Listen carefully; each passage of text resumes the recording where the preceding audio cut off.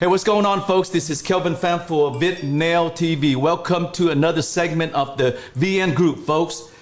Today, we have we had two special guests, two manufacturers, folks. Okay, but one had to go take care of some business, so he would not be on. So we have today, folks. We have Mr. Newton Luu from LeChat Nails. Okay.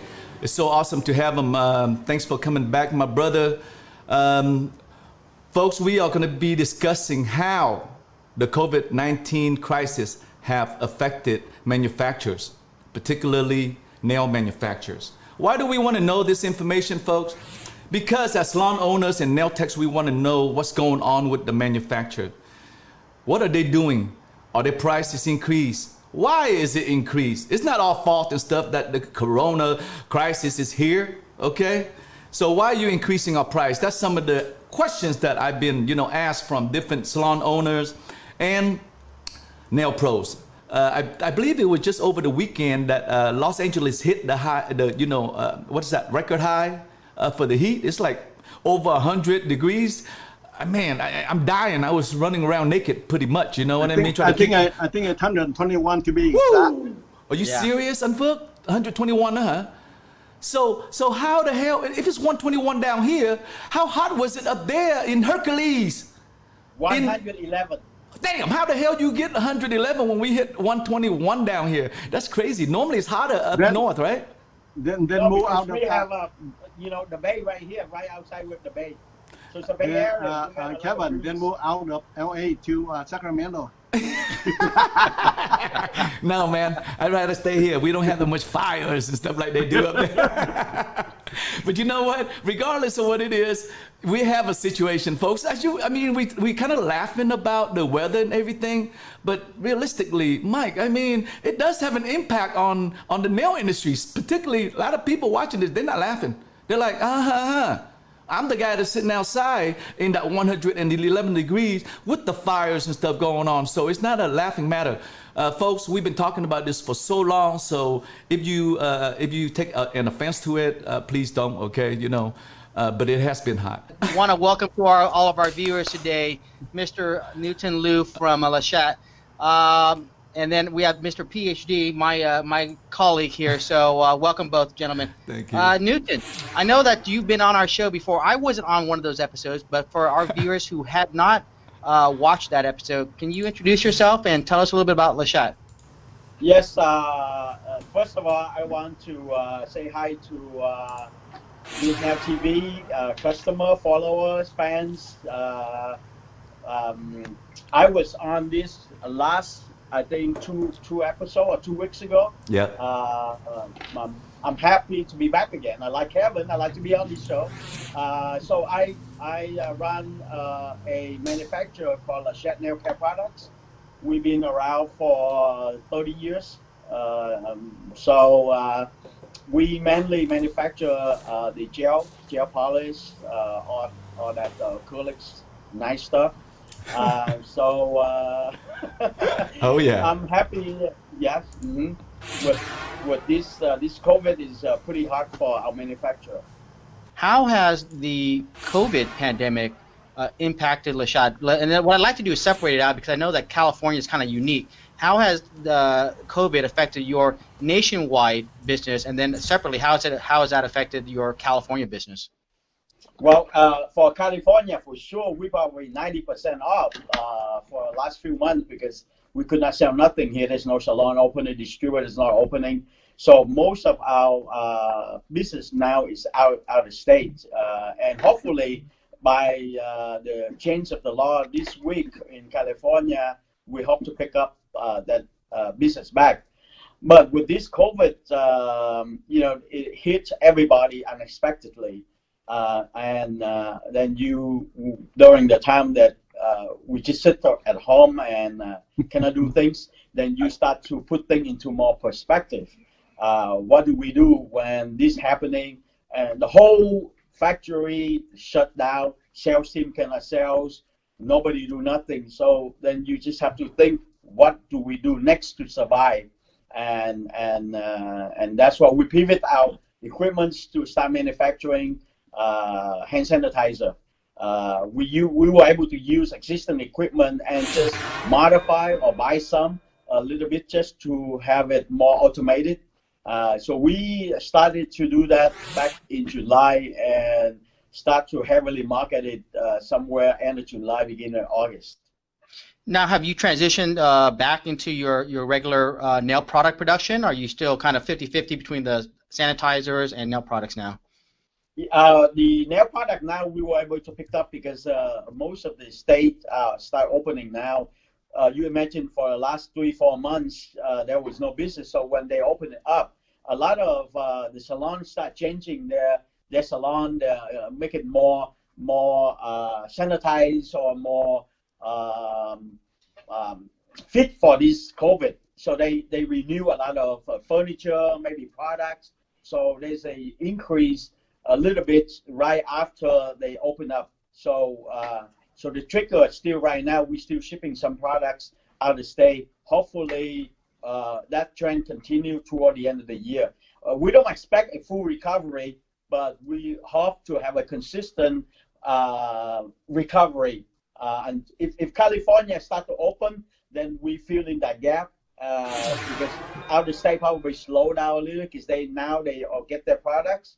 And hopefully when California starts back up, we can fill the gap again. Mike, I just want to jump in real fast. You pretty close with what Fred was saying. From what I remember, Mike, you asked him about the manufacturer, and this is what he said, which kind of like really hit me, a lot. Was he said that the manufacturer are not here to support us. That's something in that regards. They are in it for the money.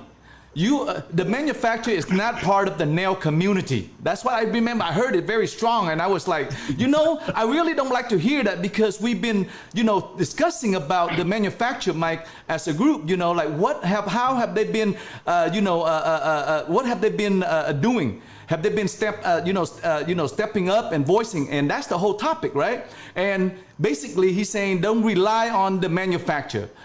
They are in it for the money, and it's kind of interesting, just the question that you asked Newton, because he is a manufacturer and I'm not, so maybe I don't have that concern about the saying it politically correct, like what he's saying. You see, you ask him a question and he's like concerned about it. I'm sure behind the scene, he would tell us how he feels, but as a manufacturer, I do have to understand that. But at the same time, I am curious about what his thought is based on what you just said and what Fred said last week, is that, the manufacturer are not in it for us. They basically just filling the products. Do you know, or have you had personal conversations with other manufacturers? Are they willing to do that, commit their dollars? Are they willing to have skin in the game, or are they just going to say, you know what, LeChat, you guys handle all of it. We support you, and we believe in what you are suggesting, but they don't have skin in the game.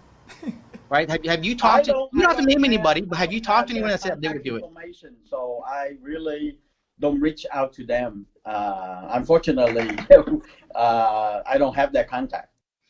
Right. Well, I think through our show, we can try to make some connections, because I think it's important that you're taking a leadership role in Noon by making that recommendation.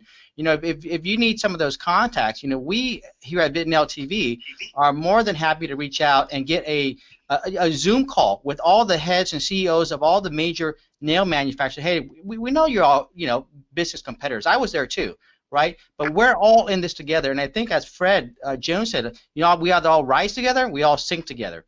And this is one of those times where I would I would put the challenge up to all the nail manufacturers, LeChat, OPI, you name it, Light Elegance, whoever it is, to put skin in the game, and back up the industry. Because I know personally, as an attorney, my clients with the Pro Nail Association, if we do not get at least California opened up by Thanksgiving, we're estimating between 50 to 75% of nail salons are just going to shut their doors. I mean, bankruptcy, whatever it is, they're going to shut their doors. And I know that directly impacts you and Newton and all those other guys that are at the manufacturing level. So I would challenge any of those manufacturers that are watching us, reach out to us. Well, we'll reach out to you, right? Because I believe that is one way of doing it, is supporting it. But what about the approach of lawsuits? I mean, what are your thoughts? Would LeChat ever participate in the lawsuit, not as a plaintiff, but help fund a lawsuit, things of that nature? That is another angle of attack, is what I'll call it. You know, would you fund a lawsuit? You know, through my life, we have been engaged in a lot of legal activities because to enforce our intellectual property. But I was never a fan of lawsuit. Sorry, Mike, I know you're a lawyer. Yeah, but because if you can resolve without going to court, then that is the best solution. And I always say it's if you take an example of a husband and wife go to sue each other and then eventually for divorce and they end up losing. But if they can sit down and talk, and I would say that if we can have organize a representation and go talk directly with Newsom, I think that probably more effective than lawsuit, because lawsuit you can hang in court for a long time. By the time the court has, right now I don't think we can go to court either, probably or Zoom or something, right? By the time the court make decision, it's going to be next year. First of all, you sue them. I'm sorry to interrupt, but I want to share this with you, right? I know, because I've been tracking what the PBFC does as an attorney, but also in terms of my clients. The PBFC filed a lawsuit back in May. They requested what we call a preliminary injunction. For our viewers, it's like an emergency court order, right? Hey, open it right now. Get a court order. Okay? They did that, and my understanding is that the day before the hearing on the preliminary injunction, the governor changed his mind. Now, was the lawsuit and the preliminary injunction hearing the motivating factor? We don't know for sure, but very coincidental that the day before the court hearing, the governor changed his mind. So knowing that result back in May, I think it was, there may be, I don't know, but there may be a possibility that if the nail industry filed a lawsuit and requested a preliminary injunction, that may be one avenue. That's why I'm throwing it out there. So as a manufacturer, granted, nobody wants lawsuits, right? But I'm hearing from owners, Vietnamese, non-Vietnamese, technicians, I'm losing my business. I'm losing my house. I'm not feeding my kids, right? So when we have a very desperate situation calls for desperate measures. So while we all don't believe in a lawsuit, is that a real viable option to save people's businesses, their livelihoods, their homes, right? So I'm really pressing it here because of the unique situation that all of these salon owners are in. Let me give you this maybe interpretation or view on it. California is a very big market for nail manufacturers, a tremendous market, if not 50 to probably 80% for some certain manufacturers of their total sales, right? So if we're looking at a market that large that cannot open up by, let's say, Thanksgiving, with 50 to 75% of nail salons shut down, that many manicurists out of work, right?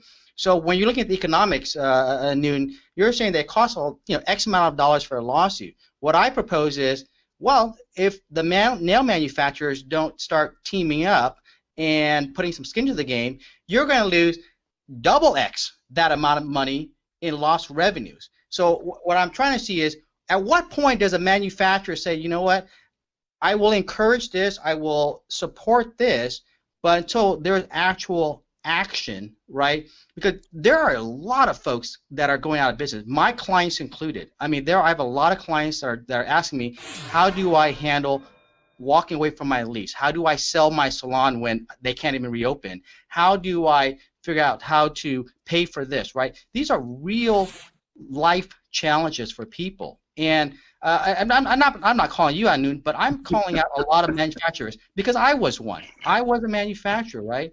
A lot of times we are behind the scenes and we support, but I think in this situation, and this is just my opinion, we need the manufacturers to even not only support, but step up, maybe even take the lead, right? the guys at OPI, I'm calling you guys out too. Don't think that I'm just, you know, my guest here today, OPI, I'm calling you guys out, right? There's a lot of hurting people. So, you know, I'm not in the business anymore, but I knew I would be more than happy to get a meeting together of CEOs, executives saying, hey, you guys need to step up and help out. And if it's, you know, you want to do it, you know, privately behind you, but the financial contribution, I think it's a fair ask, because it's very hard to ask a salon owner who says, I can't pay the rent, but hey, you know what, Mr. and Mrs. Owner, can you put up even $1,000? Well, Mike, that doesn't make sense. I can't even pay my rent. How am I going to do this, right? So that's the reason why I'm pushing manufacturers, because they're in the securest financial position to help the industry out. And, you know, we on this show, we want to call people out and say, you know what, we're all in this together. We're all in this together.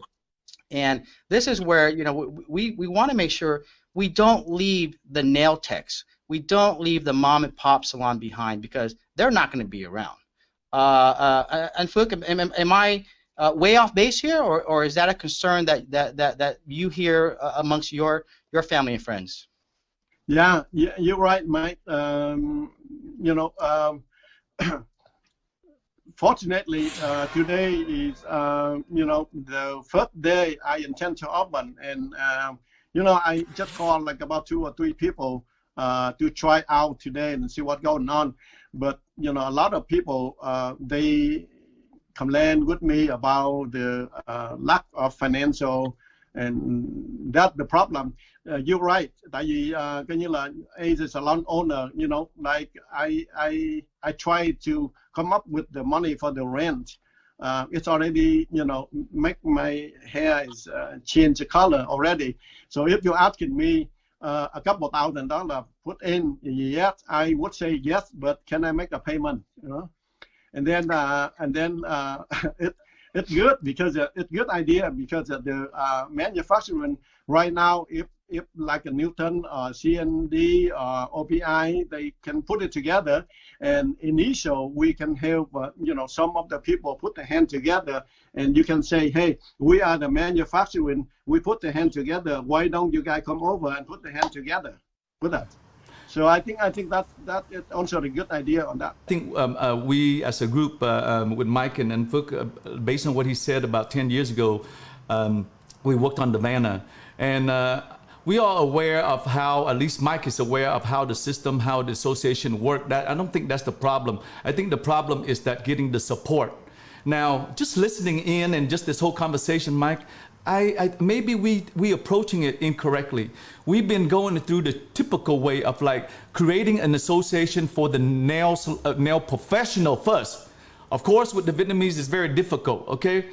I'm just thinking now, because of the whole thing we've been talking about, the manufacturer, they being our leaders, selling the products to us, making money and so forth like that. So we automatically, maybe it's not the right thing, but we assume that they should be the lead and take care of, be the big brothers that take care of the, you know, the industry. So Mike, what is the possibility of actually having a manufacturer type of group / association for manufacturers, nail manufacturers only?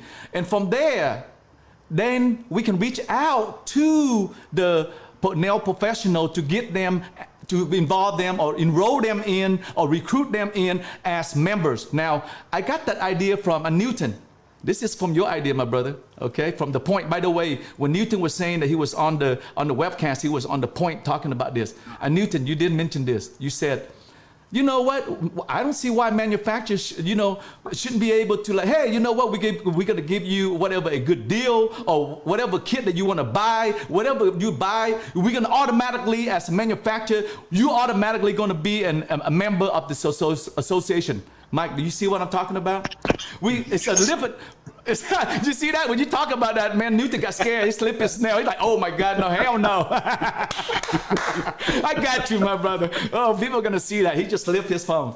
Mike, no, we got you, bro. No, when I said, hey, let's get the manufacturer to pay for.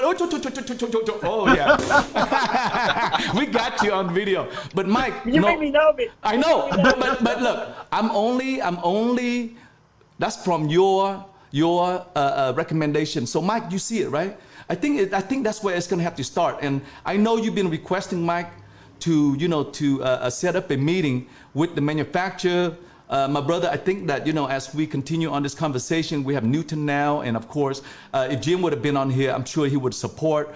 So I think that's going to happen. But Mike, that might be an approach. Okay, let's set up the manufacturers as a group and see, because they the one with the money, bro. I think it's easy to go after them and go whatever, 10,000, 50,000, whatever stuff from the manufacturer. I think you have a chunk to actually work off with, and then somehow getting the manufacturer to be involved in the process. You really want to help us out, right? Don't just sit there and yap and talk and shit, okay? Or give us good ideas. Step up, okay? And how do you step up? I think, Newton, aside from your bus idea, I think what you have is really good. If you purchase the products from LeChat, for example, automatically we will pay you for that 1 year, and you can have it every year, and because it's new renewal every year, so you can have that membership drive campaign.